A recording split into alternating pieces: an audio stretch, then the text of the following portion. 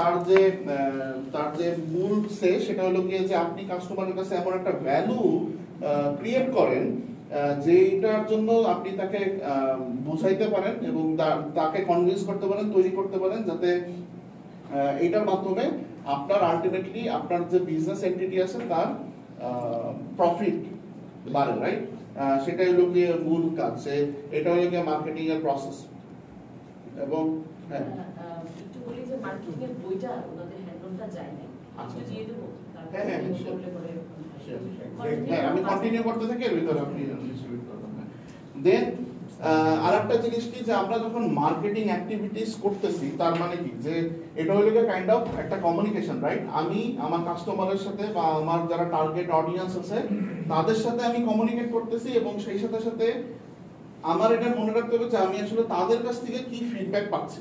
So it's a two way communication. Benedict যে উনি আছেন তার মধ্যে হলো কি যে এটা দুইটা পক্ষের একটা যোগাযোগ।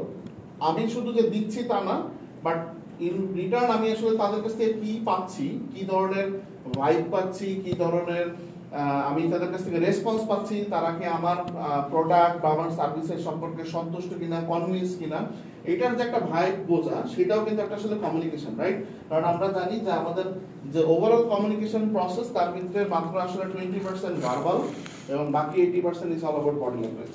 সো সেই জায়গা থেকেই মূলত তারা আসলে আমার সাথে কিভাবে ইন্টারঅ্যাক্ট করতেছে সেটা ডিপেন্ড করবে যে এটা দুই ধরনের দুই পক্ষের একটা যোগাযোগ ব্যবস্থা।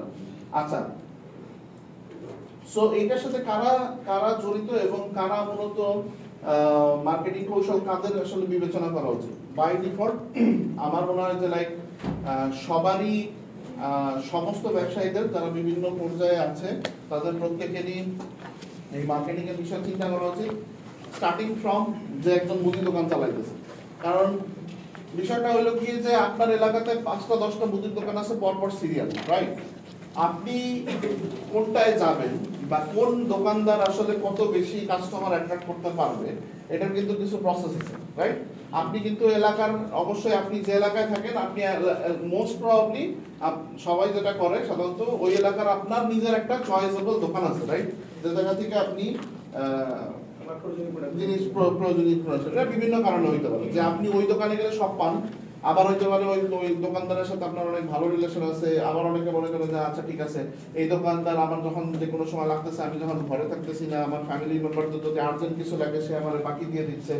অনেক ধরনের রিজনের জন্য, অনেক ধরনের সার্ভিসের জন্য মূলত আমরা স্পেসিফিক ওই দোকানটা থেকেই আমরা কেনাকাটা করি এলাকা।